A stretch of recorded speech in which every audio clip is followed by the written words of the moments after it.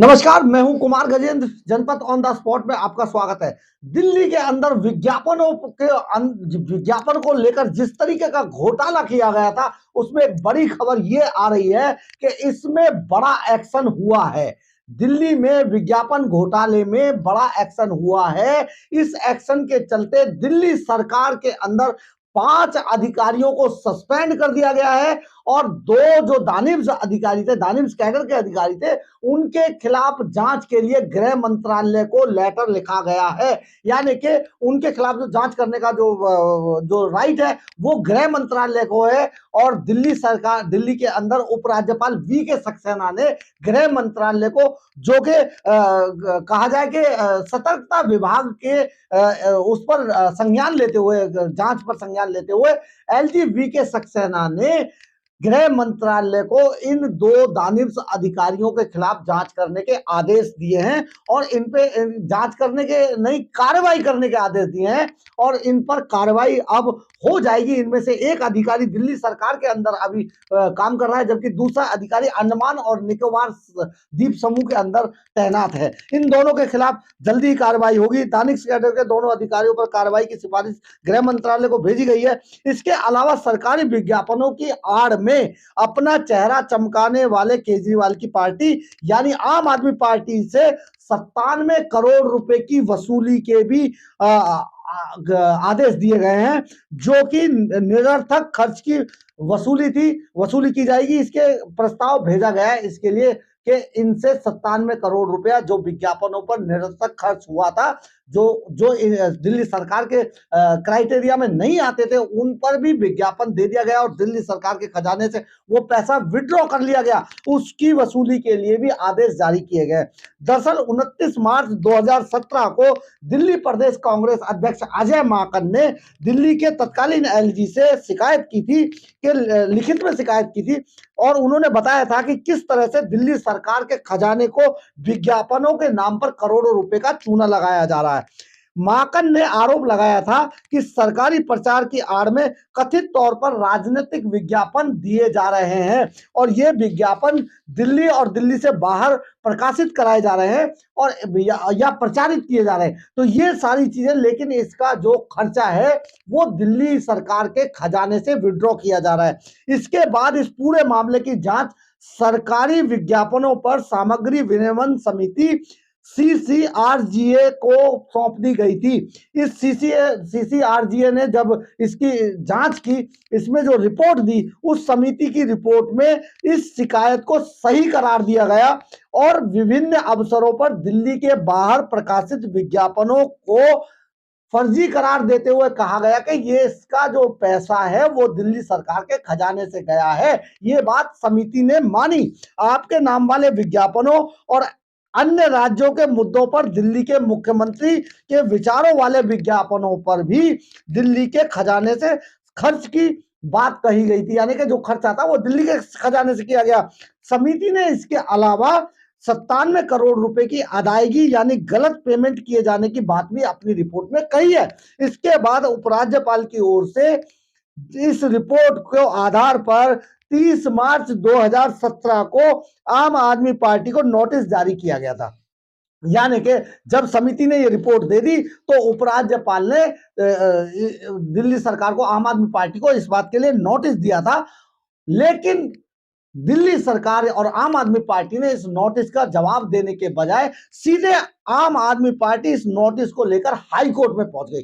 बात बात पर ये लोग हाई कोर्ट जाते हैं, इतने मुकदमे इनके चल रहे हैं, हर चीज में case high court, supreme court और दूसरी अदालतों के अंदर है। कोई भी काम दिल्ली सरकार ने काम कम किया, हाई कोर्ट और दूसरी अदालतों में केस ज्यादा लड़े हैं। अगर आप देखेंगे तो आज तक के जो हिंदुस्तान के इतिहास में किसी सरकार ने इतने case high court, supreme court और दूसरी अदालतों में नहीं लड़े जितने केस अरविंद केजरीवाल के समय में दिल्ली के अंदर और दिल्ली की आम आदमी पार्टी के ऊपर हुए हैं, और हर बात के लिए कोर्ट ही जाते हैं। दिल्ली सरकार के एक वरिष्ठ अधिकारी का कहना है कि कोर्ट ने आपको कोई राहत नहीं दिया, आम आदमी पार्टी को किसी तरीके की कोई राहत नहीं दिया। ये हाई कोर्ट चले गए थे तो हाई कोर्ट ने इनको किसी तरीके की कोई राहत नहीं दिया और ना ही कोई स्थगन आदेश दिया है। इस इस नोटिस पर जब ये गए तो इस पर कोई स्थगन आदेश भी नहीं दिया है। उधर डीआईपी द्वारा आपसे 97 करोड़ रुपए वसूलने की कोशिश भी की जा रही है, ये एक अधिकारी का कहना है। इसके अलावा इस पूरे कांड में शामिल अधिकारियों की जिम्मेदारी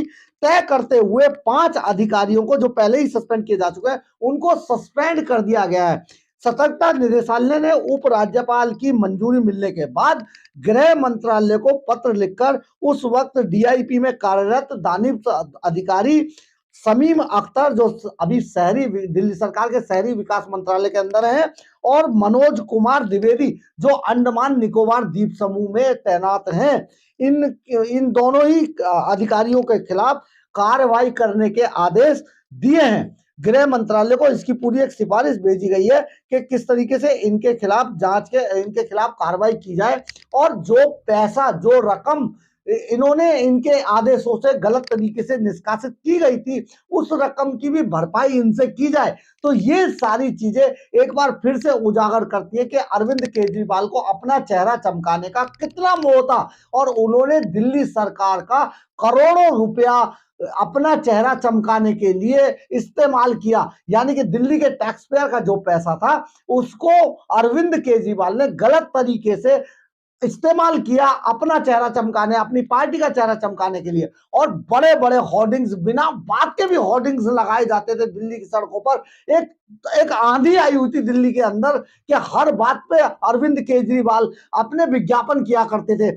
डेंगू अगर देश के अंदर आए तो पहले की सरकारें या आज जो दूसरे स्टेट्स में जो सरकारें हैं, अगर कोई भी महामारी आती है या डेंगू आता है तो सरकारें अस्पताल के रूप में मेडिकल अपनी सुविधाओं को स्ट्रॉन्ग करती है, और बार बार वो मेडिकल के डॉक्टरों को स्ट्रॉन्ग करती है, अस्पतालों में दवाइयों का इंतजाम करती है। लेकिन अरविंद केजरीवाल बड़े बड़े होर्डिंग्स और पोस्टर बैनर लगाकर ये बताते थे दिल्ली की जनता लड़ रही है डेंगू से। देखिए, खुद नहीं लड़ते थे, ना अस्पतालों को तैयार, वो कहते थे दिल्ली की जनता जीत जाएगी, लड़ रही है डेंगू से। ये कैसे विज्ञापन थे। इसके अलावा आपने देखा होगा कुछ समय पहले, पिछले साल, बड़े बड़े विज्ञापन, बड़े बड़े होर्डिंग्स लगाए गए कि दिल्ली के अंदर एक इलेक्ट्रॉनिक मेला लगाया जाएगा। कहां गया वो इलेक्ट्रॉनिक मेला? कहीं नहीं दिखाई दिया। इसके अलावा कोई भी महामारी आती है तो दिल्ली सरकार का जो मुख्यमंत्री है अरविंद केजरीवाल, वो इसी तरीके के विज्ञापन लगाकर सारा बोझ जनता पर डाल देते हैं, और अपनी कोई उनकी जिम्मेदारी नहीं है। होगी भी कैसे? क्योंकि ये पहले ऐसे मुख्यमंत्री हैं जिनके पास दिल्ली सरकार के अंदर कोई विभाग नहीं है। तभी ये बार बार कहते हैं मैं तो बहुत ईमानदार हूं, मेरी ईमानदारी मेरी ताकत है। तो ईमानदारी, क्योंकि ये किसी फाइल पर सिग्नेचर नहीं करते कि कोई इनके पास विभाग नहीं है, तो फंसेगा तो दूसरा फंसेगा, अरविंद केजरीवाल बचेगा। ये सारी चीजें जिस तरीके से अरविंद केजरीवाल दिल्ली सरकार के अंदर कर रहे हैं, दिल्ली की जनता को ही नहीं, पूरे देश की जनता को सोचना चाहिए कि ऐसे आदमियों को, ऐसे लोगों को रखना है राजनीति के अंदर या नकार देना है, क्योंकि ये आने वाले समय में पूरे देश को लूट कर खा जाएंगे।